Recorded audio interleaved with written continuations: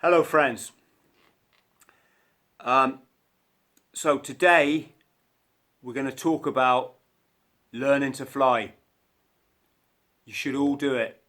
You should all do it. Seriously, you get one life, right?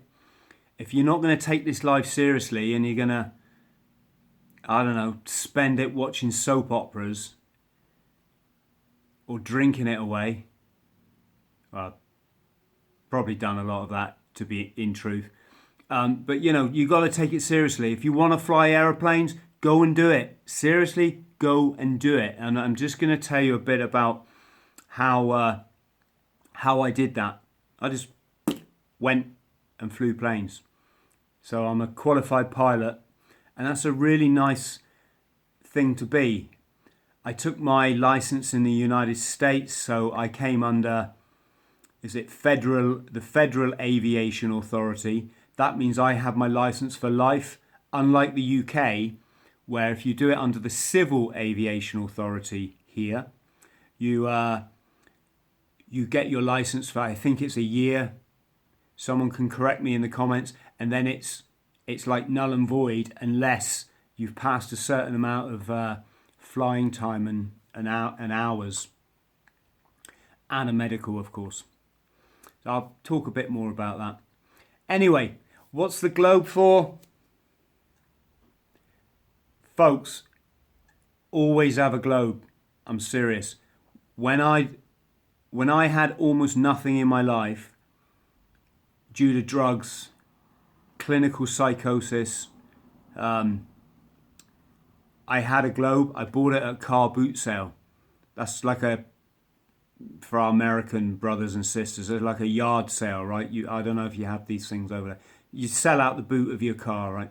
So I bought one of these, and one day when I had my worst, biggest nervous breakdown, I marked on the map, on the globe, everywhere I was going to travel, 80 different countries on all 7 continents. And I focused my mind, I changed a few paradigms, I took action, and I sought, most importantly, balance in my life. You know, it's all right to go out partying, but you've got to balance it off with the positive stuff, right? You know, with the less destructive stuff, let's say. So, excuse me. So I marked off 80 countries on the globe, and then I just went and travelled to all of them. So I've lived, worked and travelled in 80 countries across all 7 continents. And if I died tomorrow, not that I plan to, but if I was on my deathbed tomorrow, I'm really happy, you know. I'm serious. I want nothing in this world. I want nothing in this world. And if I can help you to get in this same boat, then my work is done. So,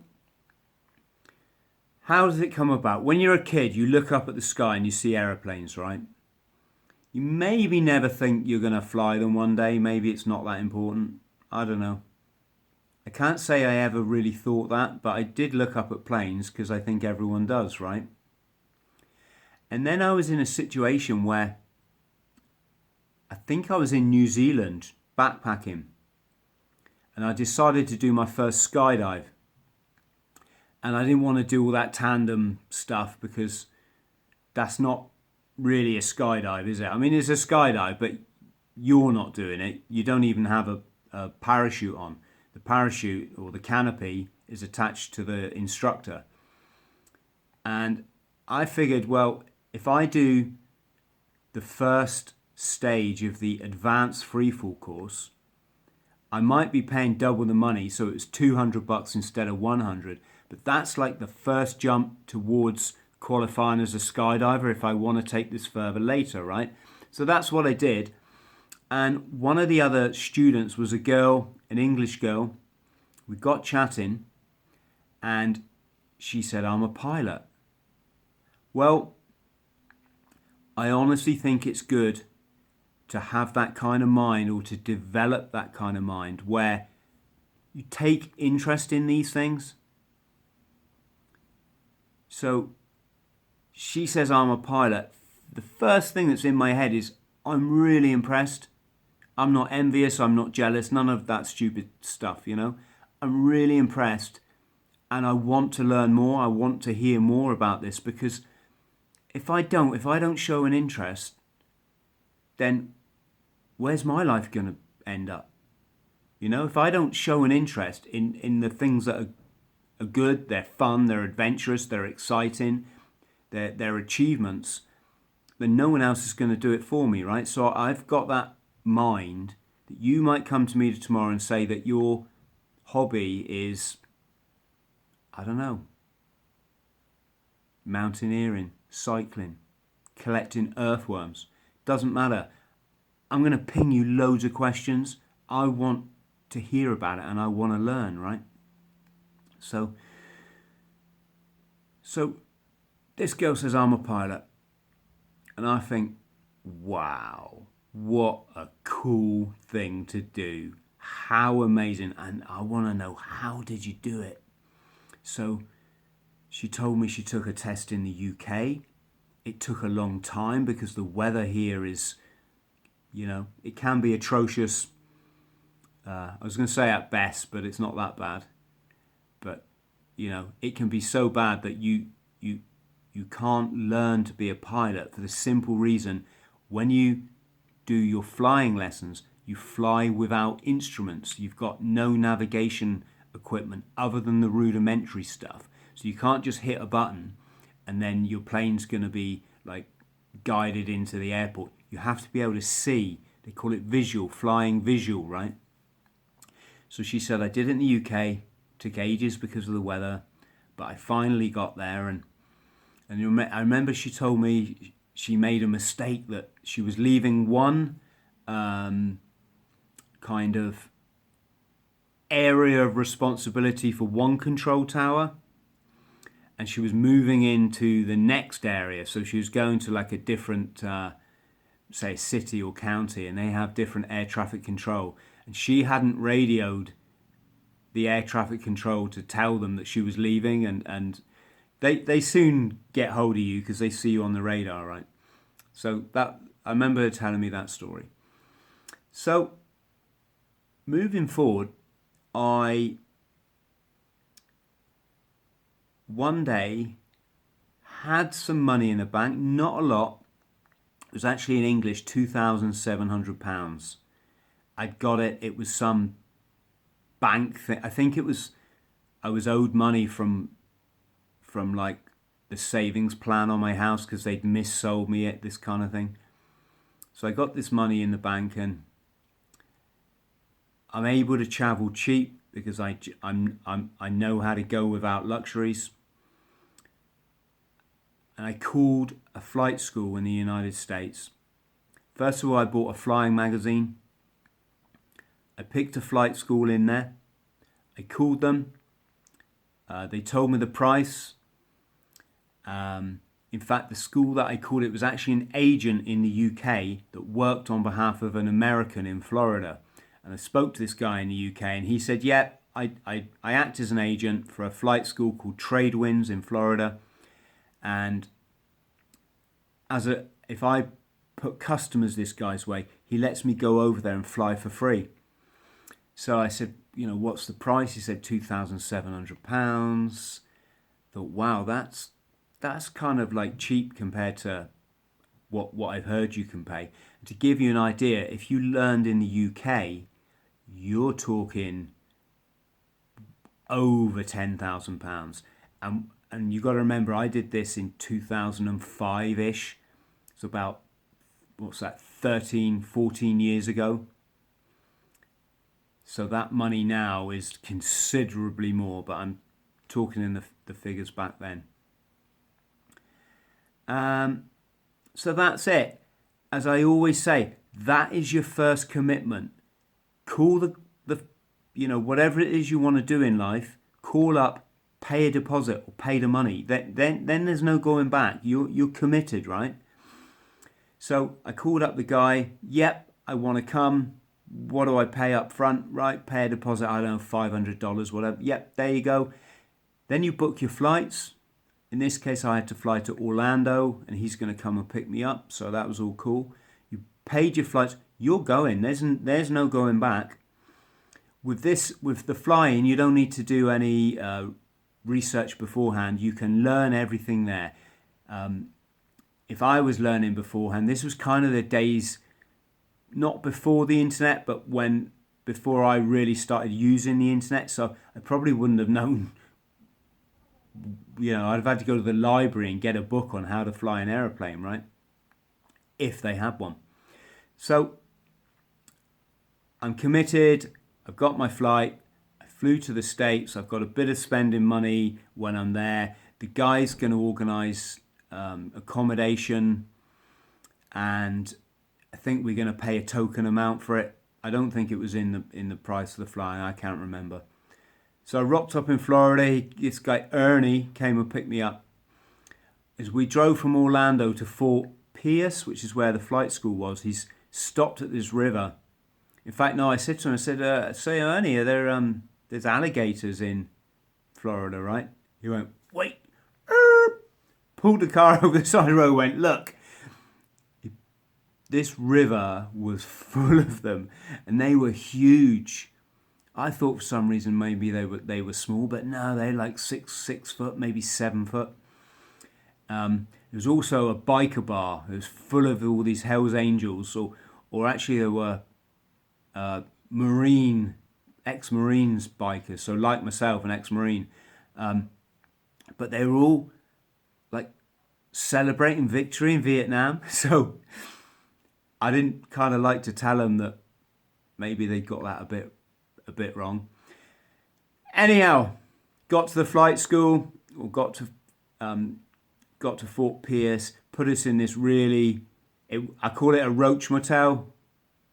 It was fine. I'm not really fussy, right? But it was this accommodation that was really run down, had the kind of old swimming pool, and yeah, that was it.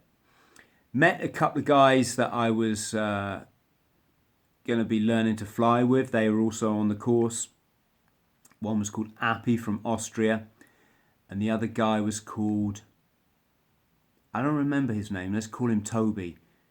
He's a South African guy. He's a big guy. He's the only guy I've ever met that only ate candy, sweets in English. Just ate crap, absolute crap all day long. He was huge. Probably life expectancy, I'd say 45. Definitely no more than 50. And that was it. I won't go too deeply into the technicals about flying, but what I will say is it's not like driving a car in the sky, which I kind of thought it was going to be. You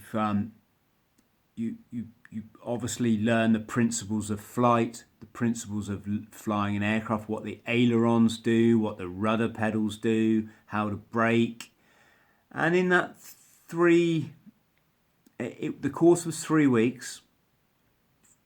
Crazy, isn't it? You can learn to become a private pilot in 3 weeks.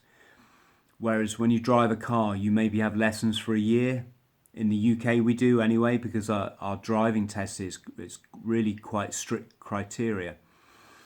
So that was it. I went up with this guy Ernie, and he's a funny character. I rocked up with a bottle of whiskey that I bought at the airport for him, when I left the UK, duty-free whiskey. Bottle of scotch, you can call it. First thing he did was look at it, like stare at it and go, oh, I better hide this. Because I'm an alcoholic. My wife can't see. So he hid this bottle in his office. Why he didn't just say, sorry, I don't drink, keep it, I don't know. And alcoholic, incidentally, never used stigmatizing words like that. He had a problem with alcohol, right, is what is better to say. You don't call someone who's got cancer a cancer, right? So why you call someone who's got a problem with drugs a druggie or a smackhead or whatever. Anyway, digress.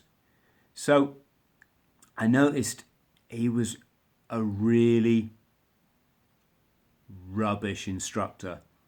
He just used to shout if you didn't get it. And I mean, I'd never flown a plane before, so how am I supposed to know? He's supposed to be teaching me, right?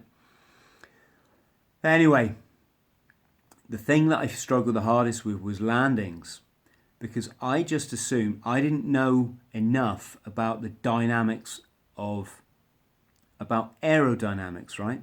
And how the wing of an aeroplane works, and how it's like a bird that when you come into land, I thought you just came down like this. You thought that. You are wrong, with a capital W. Anyway, no, you don't. You come in like a bird landing on a pond. So you come down and I'm probably not making the right noises, but you come in like that.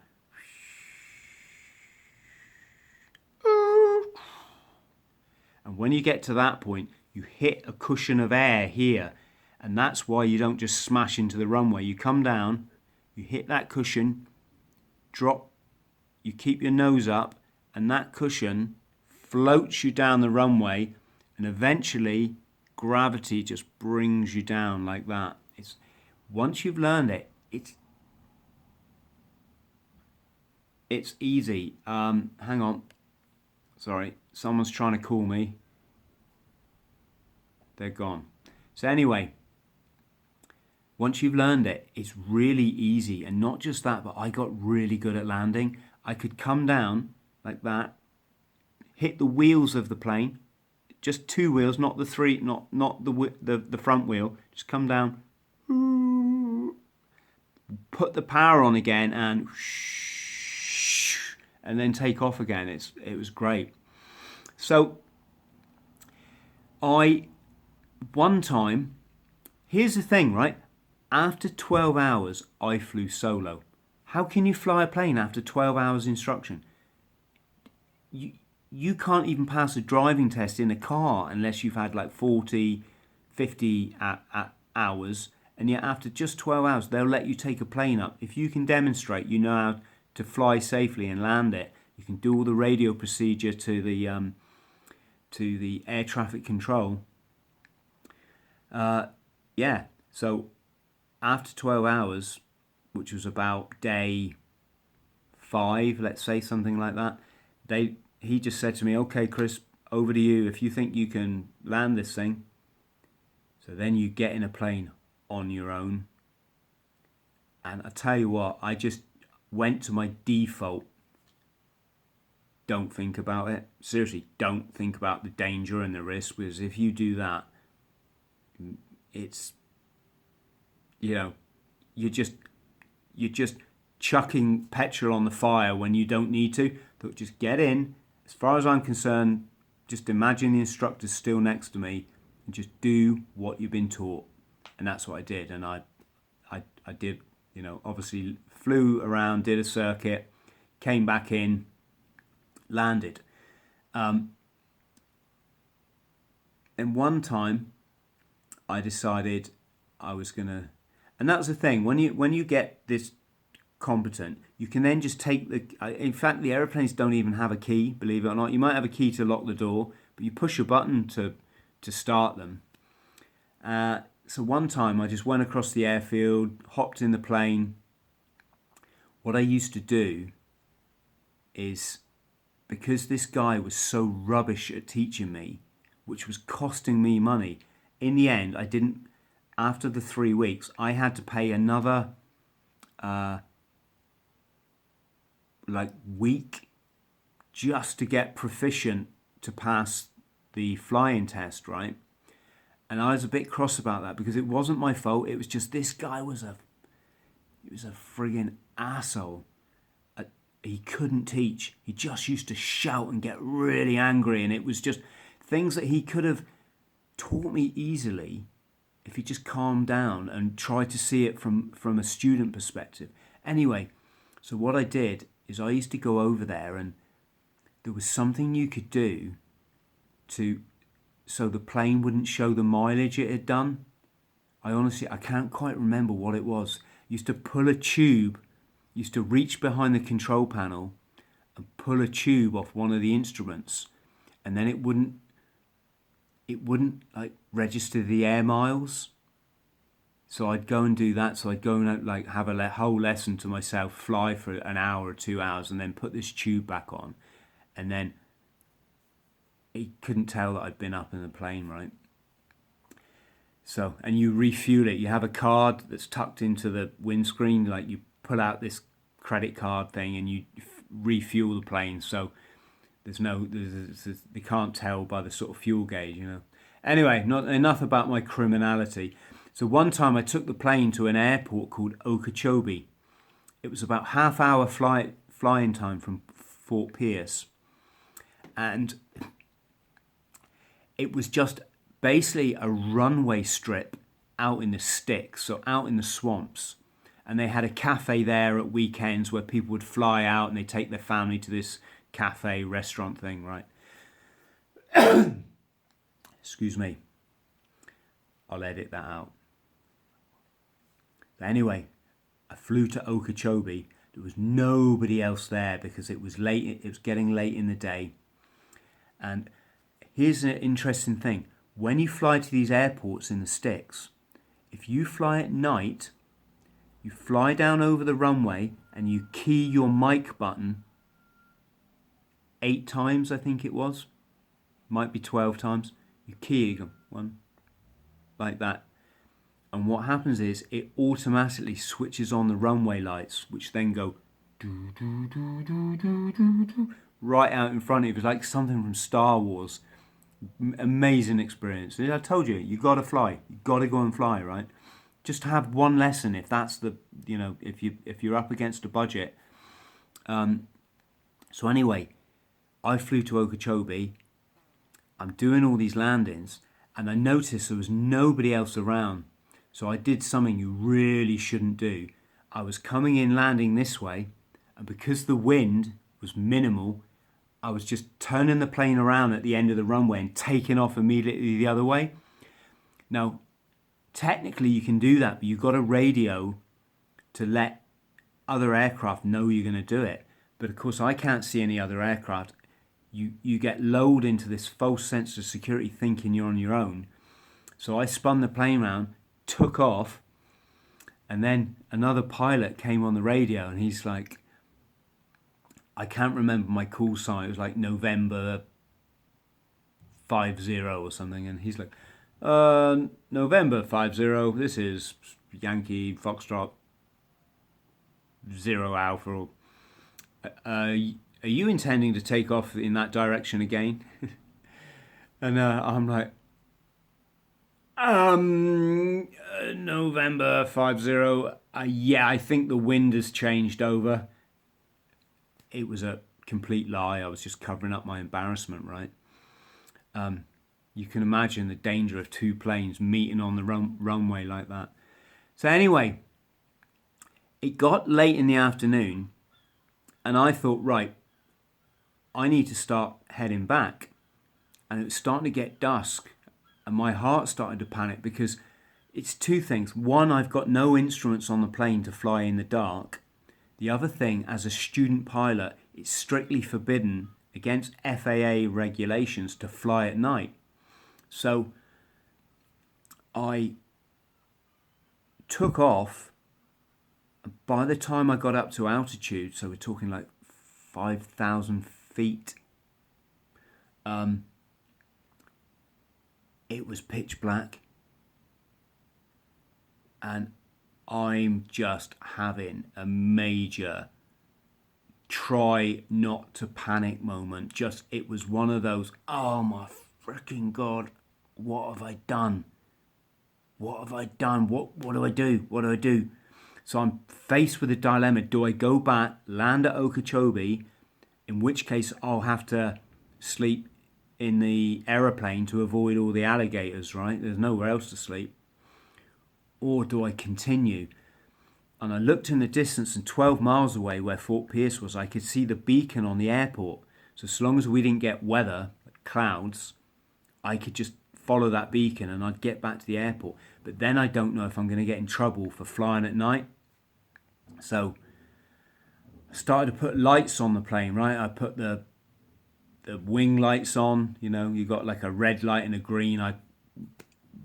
Don't correct me on that, I can't remember what it was, but you got your wing lights, you've got tail light, and you've got a flashing landing spotlight, right? So I'm putting them all on, right? So hopefully, you know, the trees can see me and then get out of the way.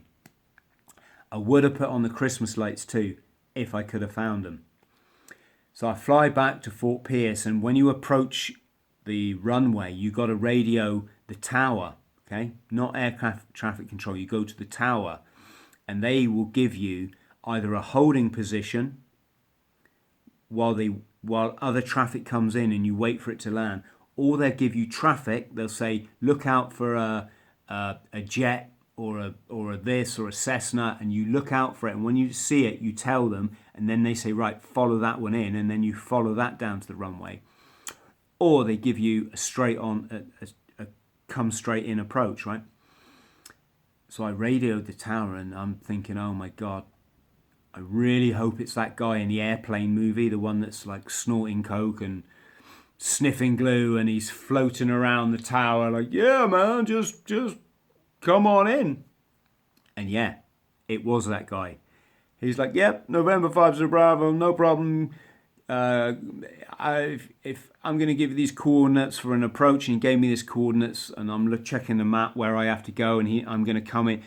And then he got back on the radio and said, no, November 0, cancel my last. If you want a straight in approach, you've got it. So basically, the traffic that he thought was coming in is not coming in. I can just go straight into the airport, which I did. So I'm there. It's at night time. I'm landing on an airport on a runway that's designed for, like, you know, DC-10s and you know, Lear jets and that sort of thing, and all the lights are lit up just for me. And I'm landing this tiny Cessna like that. Bang! Right. I did the best landing that I'd ever done right down this runway. And then this kind man in the tower even directs me where to park the plane. You know, they don't have to do that. They give you an exit to come off the runway, then you find your own way back to, they call it the pan, I think, where you leave the airplane. And he's like, oh, right, if you want to take a right now, take a left. And it was really nice. And my heart was just like, whew. So yeah, so that was it. My test came around. So you spent half the time in the classroom, half the time flying. My test came around. I paid the flight school these extra hours just to make sure that I felt good to fly. It was a Swedish instructor, funny enough, over there in Florida, came to meet me. And I almost screwed it up right from the beginning. You've got a white line across the runway, and you can taxi around, that's fine, because all you're going to do is like bump into another plane at worst case scenario, right? But you never go over that line onto the runway unless the tower has given you permission. It's called the hold line or the no-go pass line or something. So I'm taxiing down I can't remember the name of them. What are they called? The taxiway. Taxiing down the taxiway, yeah. So I'm taxiing down the taxiway, and I get to that line, which is onto the runway. And of course, I haven't radioed the tower for permission to cross that line. And just as I crossed the line, I remembered I saw it come under the nose of the aircraft. I thought, oh, shit. It was obvious that I was just about to go over it.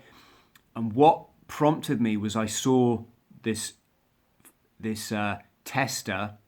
flight tester, flinch like that. And as he went like that, I just slammed my foot on the brakes, pretending like I'd seen it.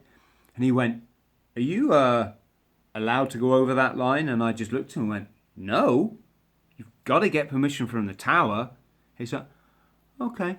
You could see like he wasn't sure if, I mean, the truth was I was just going to go over it. But because he flinched, I went, bang, and I hit the brakes. So did my test, and it all went perfectly. You have to do loads of emergency drills, like he'll just cut your engine when you're not expecting it, and you've got to find a place out in the country to land. So he cuts the engine, he goes, right, what do you do? I said, well, if I'm coming into water, I'd be opening my door now and putting my foot in the door so that when we hit the door, I don't get trapped in the aeroplane because of the water pressure on the doors. I said, I'm trying to restart the engine. I'm going through the checklist. First thing you do, always go to the checklist, because there's a checklist for everything, unless you haven't got time, of course. I'm going to the checklist, trying to restart the engine. You go, okay, it's not working. What do you do? So right now I'm looking for a place to land. Okay, where?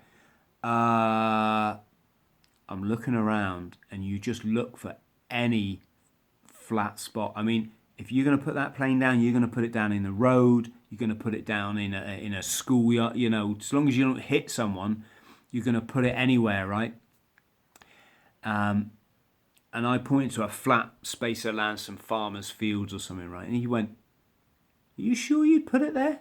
And I could tell by the way he said the question that like I'd missed something. So I just turned around like that, and there was a runway, a private run strip. You get a lot of these in America. A lot of people in Florida, probably all over America, they fly from their own back gardens, like they're farmers or whatever, and they've got these runway strips. And I just saw one. I went, no, I put it down over there. And he's like, yeah, good.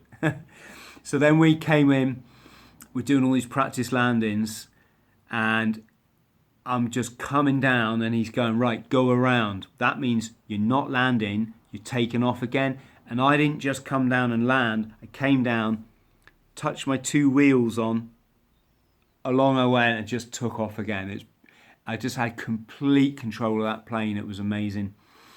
And finally, we pulled to a stop, parked the plane, then began about 3 hours of questions. Just 3 hours. Right, what do you do if this happens? You've got cumulonimbus cloud at 5,000 feet. What's the rule about that? You know, there's all these kind of rules. You've got to stay this distance away from cloud. What if you coming? You know, what altitude should you be if you're flying north? What should you be if you're flying south? They do them differently, so one plane is not going to hit the other, right? What do you do if you're going to crash into water? What do you do if you're flying over water? What do you do if you're mapping a route to the Bahamas? All this stuff, right? You've got to learn it all, obviously.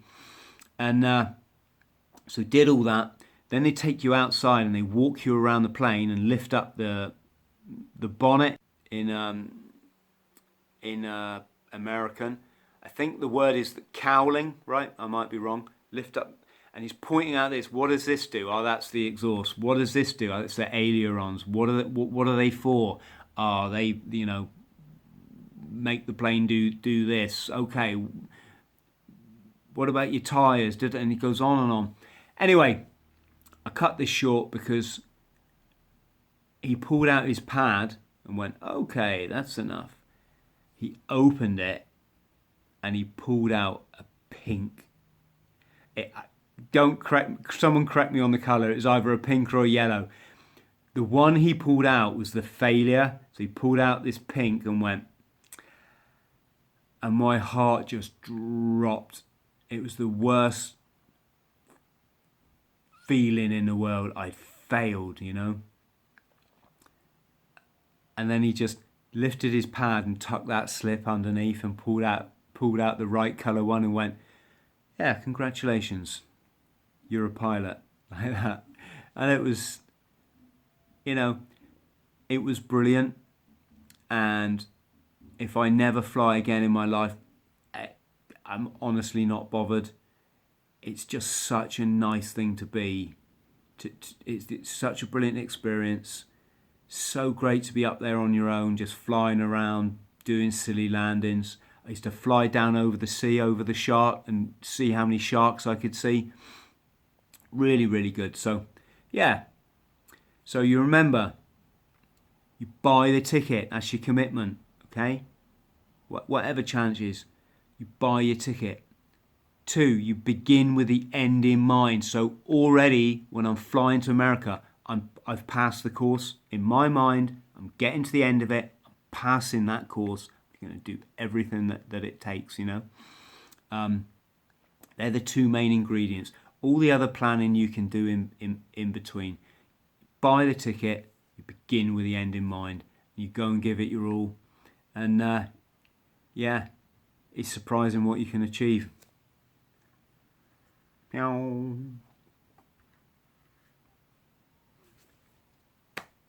Cheers, friends.